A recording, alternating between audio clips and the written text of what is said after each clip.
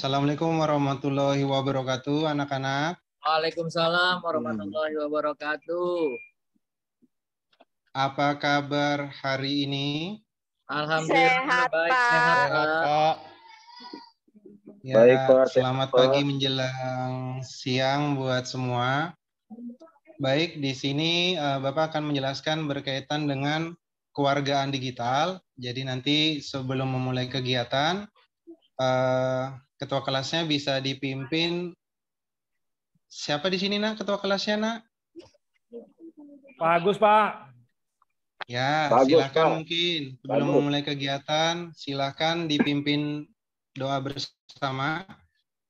Dipersilakan, Nak Agus. Baik, terima kasih Pak. Rekan-rekan sekalian, sebelum kita memulai pembelajaran kita di pagi hari ini, alangkah baiknya kita berdoa menurut agama dan kepercayaan masing-masing. Berdoa dimulai. Berdoa selesai. Baik, di kewargaan digital hari ini sebelum memulai kegiatan, Bapak absen terlebih dahulu ya. Yang tidak hadir pada hari ini siapa ya? Pak Supriyanto, Pak. Ketua kelas? Supriyanto, Pak. Oh, Supriyanto. Iya. Ada informasi, Supriyanto kenapa tidak hadir? Kabarnya sih sakit Pak. Oh, sakit. Sudah lama sakitnya? Sudah Pak. Sudah, Pak. Sudah, Pak. Udah 3 hari, Pak. Oh, udah 3 hari ya. Nanti kalau memang bisa dijenguk lah teman-temannya ya. Ketua kelasnya, perwakilan sama wali kelasnya. Mudah-mudahan lekas sehat supaya bisa mengikuti kegiatan aktivitas pembelajaran, belajar mengajar di kelas selanjutnya. Baik, langsung saja untuk mempersingkat waktu. Hari ini Bapak akan mengajarkan materi berkaitan dengan kewargaan digital atau digital citizenship ya. Di sini sebelum masuk materi, jadi kompetensi dasarnya nanti yang pertama adalah memahami konsep kewargaan digital ya. Kemudian di indikator pencapaiannya menjelaskan konsep, menguraikan perkembangan media sosial, menerangkan kelebihan dan kelemahan teknologi digital. Dan kemudian merumuskan etika kewargaan digital. Merumuskan etika kewargaan digital di sini yaitu menerapkan etika berkomunikasi, menganalisis komunikasi dalam dunia maya, dan membuat akun media sosial. Ini berkaitan dengan indikator pencapaian kompetensi. Nah, di tujuan pembelajarannya, di sini setelah belajar materi konsep kewargaan digital, jadi diharapkan kalian semua dapat nanti menjelaskan konsep kewargaan digital dengan cermat, lugas, dan tepat. Kemudian, dari belajar materi perkembangan media sosial, diharapkan kalian semua dapat menguraikan perkembangan media sosial dengan baik. Nah, kemudian berkaitan dengan nanti etika berkomunikasi dalam kewargaan digital, jadi diharapkan kalian semua menerapkan etika berkomunikasi dengan baik. Dan terakhir, tujuan pembelajarannya adalah diharapkan dapat menelaah etika kewargaan digital dengan baik dan membuat akun melalui media sosial. Nah, di sini ada yang sudah pernah mendengar berkaitan dengan kewargaan digital atau belum?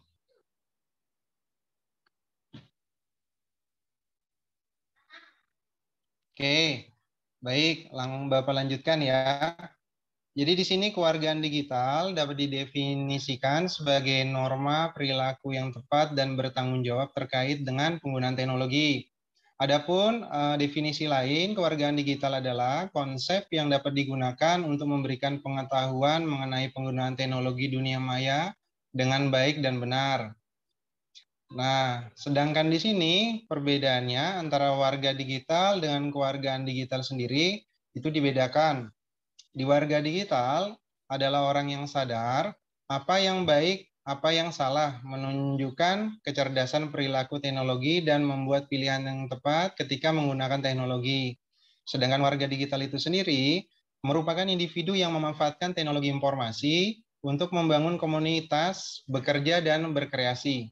Warga digital secara umum telah memiliki pengetahuan dan kemampuan mengoperasikan teknologi informasi untuk berkomunikasi maupun mengekspresikan sebuah ide. Contohnya dalam hal bermain Facebook atau media sosial lainnya, menulis blog, mencari beberapa informasi di forum ataupun di dunia maya di internet dan lain sebagainya. Nah, kemudian di sini ada komponen-komponen kewargaan digital. Secara keseluruhan ini dapat dibagi menjadi 9 komponen, tapi berdasarkan pemanfaatannya dibagi menjadi 3. Yang pertama, di dalam lingkungan belajar dan akademis. Nah, di dalam lingkungan belajar akademis ini tentunya telah menjadi bagian dari lingkungan belajar dan akademis, baik pengajar dan siswa secara aktif memanfaatkan informasi teknologi dalam mencari informasi, data, maupun literatur yang digunakan untuk keperluan akademis. Nah, di sini kan ada beberapa komponen pecahannya, ya. Bisa kita lihat di dalam lingkungan belajar ataupun luar lingkungan belajar, dan nanti akan Bapak jelaskan juga. Kemudian yang berikutnya tadi, di dalam lingkungan belajar sendiri, di sini yang pertama akses digital, ya. Di dalam mengakses digital ini sendiri, fasilitas untuk mengakses teknologi informasi merupakan dasar dari kewargaan digital, yaitu hardware perangkat keras, software perangkat lunak, brainware perangkat pikir, dan koneksi internet juga. Nah, faktor-faktor penghambat akses ke teknologi informasi mulai dari faktor infrastruktur hingga faktor adat dan budaya itu sangat berpengaruh sebenarnya dalam sebuah akses digital. Nah, kemudian yang kedua itu komunikasi digital. Di dalam komunikasi digital, ini merupakan kewajiban yang harus dilakukan setiap orang untuk dapat bertukar informasi dan ide. Komunikasi dapat dilakukan secara satu arah, ataupun dua arah, ataupun antar pribadi, maupun komunikasi dalam forum. Ini banyak yang kita perhatikan ya, salah satunya di komunikasi digital ini. Tadi lewat media sosial juga bisa, ataupun lewat komunikasi dua arah. Nah, kemudian yang berikutnya adalah literasi digital. Di dalam literasi digital merupakan proses belajar mengajar mengenai teknologi dan pemanfaatan teknologi. Pelajar dan pengajar diharapkan dapat belajar apa saja, kapan saja, dan dari mana saja. Baik itu misalnya menggunakan virtual atau daring ataupun di luar daring ya, tatap muka. Kemudian yang berikutnya, di kehidupan siswa di luar lingkungan sekolah. Yang pertama nih ada hukum digital. Nah, tentunya kewargaan digital ini tidak lepas juga dengan hukum digital. Di sini dikatakan mengatur etiket ya atau etika penggunaan teknologi dalam masyarakat. Warga digital perlu menyadari bahwa mencuri ataupun merusak pekerjaan, data diri maupun properti daring orang lain merupakan perbuatan yang melanggar hukum. Nah, contoh perbuatan yang melanggar hukum antara lain di sini salah satunya meretas informasi atau website. Ya, kalau yang kata lain itu biasanya yang terkenal apa anak-anak? Yang meretas ada yang tahu? Hacker. Pelanggaran. Oh, hacker. Ya, sebenarnya definisi hacker itu kita sudah tidak asing lagi. Ada jenisnya lagi nanti cracker, ada jenisnya nanti phishing, ada jenisnya lagi scamming ya. Itu banyak pecahannya. Kemudian mengunduh musik ilegal, plagiat, membuat virus, mengirimkan spam ataupun mencuri identitas orang lain. Nah, di dalam hukum cyber law di Indonesia sendiri dapat dikategorikan menjadi 5 aspek. Tentunya yang pertama aspek hak cipta ya. Jadi dalam menciptakan sebuah produk tuh sebenarnya kita harus mendaftarkan tuh. Kalau kalian misalnya suatu saat mempunyai atau bisa menciptakan sebuah produk itu harus didaftarkan di HAKI ya, ada berkaitan dengan peraturan perundang-undangannya. Jadi dipatenkan supaya tidak ada duplikasi atau plagiat atau yang meniru. Jadi kalian bisa kekuatan hukumnya itu kuat. Nah, kemudian merek dagang juga. Kemudian aspek fitnah dan pencemaran nama baik. Aspek privacy ya, yurisdiksi dalam ruang cyber juga hukum ya. Nah, di sini sebenarnya dalam kewargaan digital tuh secara tidak langsung kita sudah atau tanpa sadar tuh sebenarnya diatur. Makanya sekarang hati-hati dalam melakukan artinya tingkah laku kita di dalam proses di media maya sebagai warga digital. Kemudian di transaksi digital. Di transaksi digital ini, warga digital perlu menyadari bahwa sebagian besar dari proses jual beli telah dilaksanakan secara daring. Berbagai situs jual beli lokal ataupun media sosial dapat dengan mudah diakses oleh penjual dan pembeli. Seperti salah satunya di sini yang Bapak katakan adalah tokobagus.com, kaskus.co.id, berniaga.com, atau media sosial lain, Facebook, Instagram, atau toko online jual beli lainnya. Jadi dengan mudahnya akses dan semakin tinggi tingkat kesadaran masyarakat akan teknologi informasi, itu sebenarnya akan mendorong tumbuhnya pasar jual beli daring ataupun yang ada di Indonesia. Ya, meningkatkan UMKM. Kalau kalian misalnya ada produk usaha, ya, ini dalam bertransaksi digital. Kemudian di dalam kesehatan digital ini sendiri, di balik manfaat teknologi digital terdapat beberapa ancaman kesehatan yang perlu diperhatikan, seperti kesehatan mata, telinga, tangan, bahkan keseluruhan badan. Nah, anak-anak ada yang bisa memberikan contoh nih, kalau dampak dari kesehatan itu penggunaan teknologi yang berlebihan. Untuk yang mata, ayo silakan. Jadi Ada minus, yang Pak. Terlalu sering mau melihat menjawab? layar. Minus. Nah, itu benar-benar. Kemudian kalau keseluruhan badan, kita lupa sampai bermain game, kemudian berlarut-larut, jadwal makan lewat, bahkan ada kejadian sampai meninggal di tempat itu, ya. Jadi kasihkan dia main game online, ya, ternyata lupa makan, lupa minum, tiba-tiba meninggal di tempat. Ya sebenarnya kalau usia juga tidak ada yang tahu ya kita meninggalnya di mana. Itu salah satu juga. Nah, adapun tidak hanya kesehatan fisik, kesehatan mental juga dapat terancam jika pengguna tidak mengatur teknologi digital itu sendiri. Dalam mencegahnya, pengguna perlu menyadari bahaya-bahaya yang dapat ditimbulkan oleh teknologi digital. Nah, baik, di sini untuk mempersingkat waktu, jadi Bapak akan memberikan ya lembar kerja LKPD di pengetahuan. Sudah sebelumnya Bapak bagi di sini yang hadir. Jadi Bapak bagi menjadi 2 kelompok ya. Kelompok pertama ada yang kurang lebih 4 orang ya, ataupun 5 orang. Ya, kelompok yang pertama mungkin Bapak sebutkan ya. Di sini ada Nak Agus, kemudian Nak Teddy, Nak Asril, Nak Runia, ya itu 1, 2, 3, 4. Ada 4 orang kelompok yang pertama. Nah kemudian kelompok yang kedua, Nak Suci, Nak Joni, Nak Daniel, dan Nak Yoga, ya. Nah baik, Bapak akan memberikan LKPD kepada anak-anak. Jadi nanti setiap masing-masing kelompok, di kelompok 1 pun dan di kelompok 2 dengan yang sudah Bapak bagi tadi didiskusikan ya untuk LKPD pengetahuan ini, kemudian nanti dipresentasikan ya, dijawab salah satu. Bapak minta tolong perwakilannya dari kelompok 1 tadi ya, jadi Bapak ulang ya, yang kelompok 1 tadi ada Nak Agus, Nak Teddy, Nak Asril, sama Nak Runia.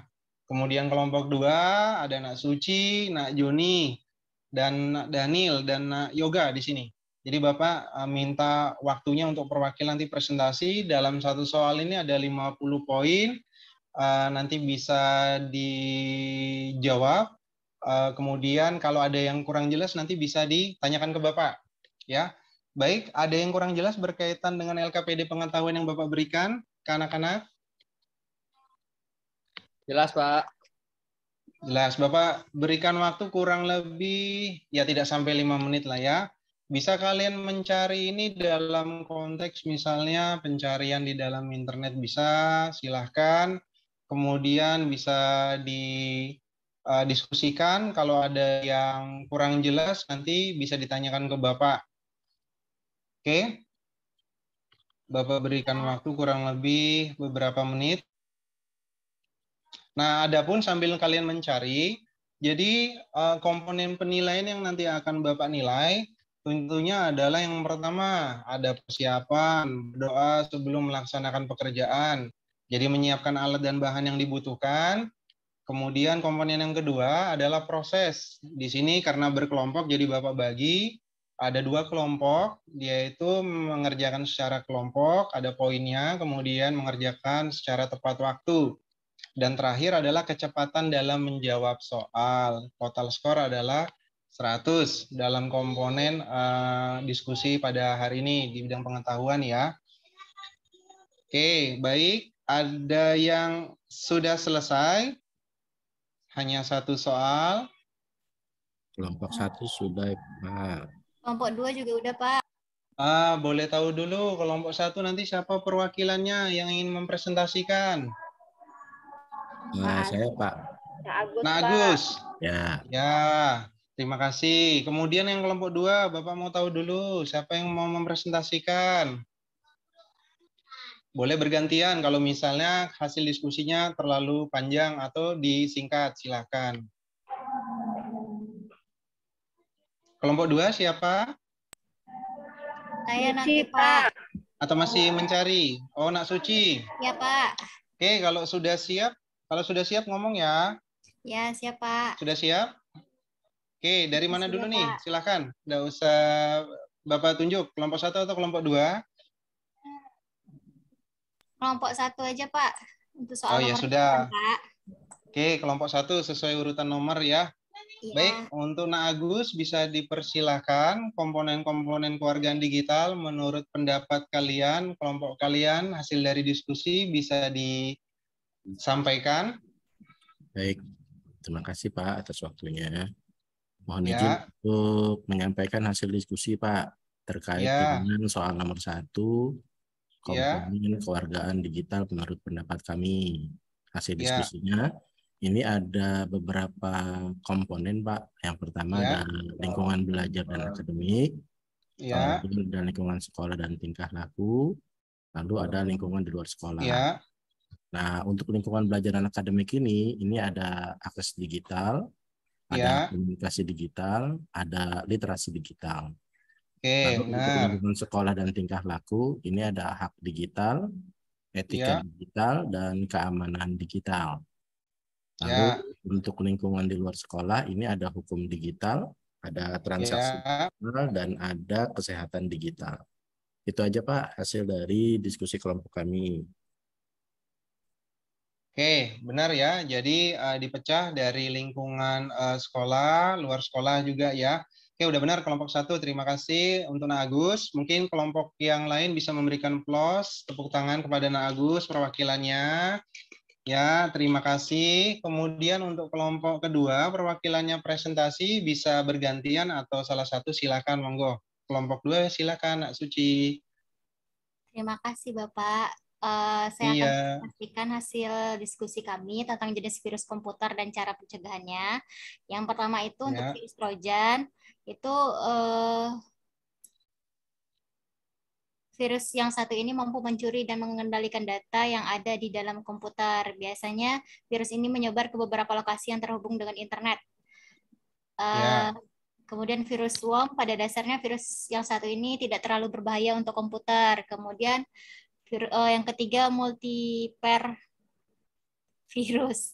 Ini merupakan jenis virus komputer yang tersimpan di dalam RAM.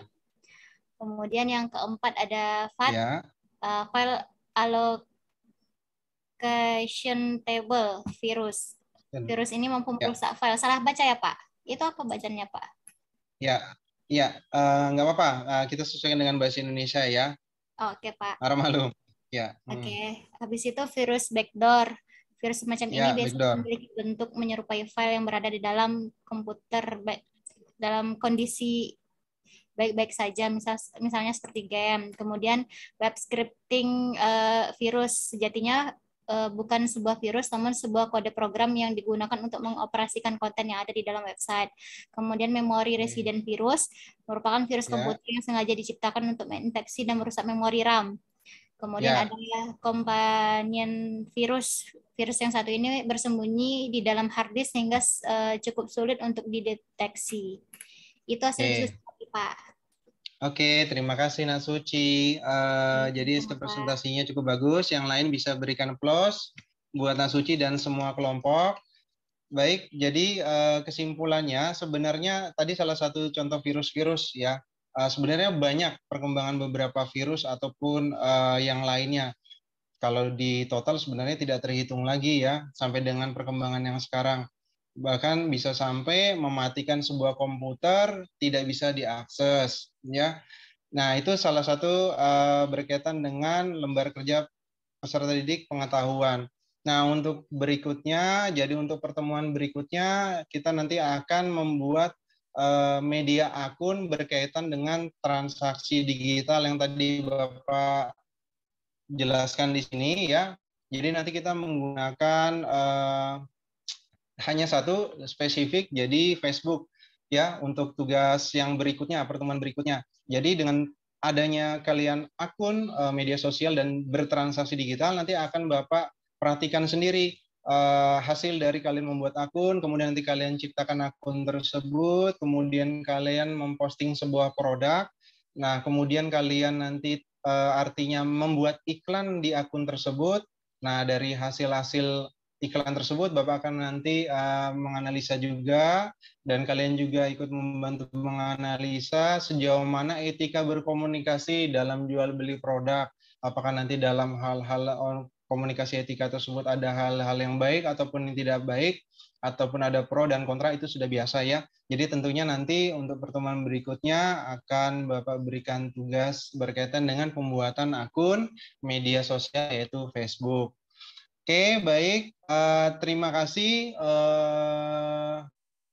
Artinya pertemuan hari ini, pertemuan berikutnya nanti akan kita jumpa lagi berkaitan tadi dipersiapkan untuk pembuatan akun-akunnya. Nanti akan Bapak jelaskan kembali untuk prosedurnya, proses pembuatan akun. Siapa tahu di antara kalian ada yang belum punya. Kalau memang sudah punya bagaimana Pak? Ya tentunya nanti kita buat tersendiri ya dalam pembuatan akun tersebut dalam hal transaksi jual beli online. Sebelum Bapak artinya mengakhiri kegiatan, ada yang kurang jelas atau ada yang ingin ditanyakan? Cukup jelas, Pak. Oke, cukup jelas.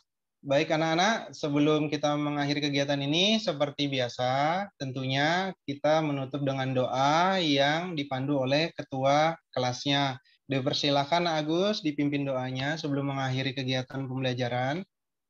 Baik Pak, marilah rekan-rekan untuk menutup pembelajaran kita di pagi hari ini. Kita berdoa menurut agama dan kepercayaan masing-masing. Berdoa dimulai, berdoa selesai. Oke, baik. Terima kasih anak-anak. Semoga di pertemuan berikutnya kita berjumpa kembali, diberikan kesehatan, tetap semangat, terus belajar, rajin belajar, ya, untuk mencerdaskan generasi bangsa Indonesia. Baik, Bapak akhiri, Bapak kurang lebih mohon maaf bila mana ada salah kata, kurang lebih mohon maaf sekali lagi. Bapak akhiri, Assalamualaikum warahmatullahi wabarakatuh. Selamat siang anak-anak. Waalaikumsalam warahmatullahi wabarakatuh. Siang, Bapak. Siang, Pak. Selamat siang, Pak. Terima kasih Pak Mas Duki.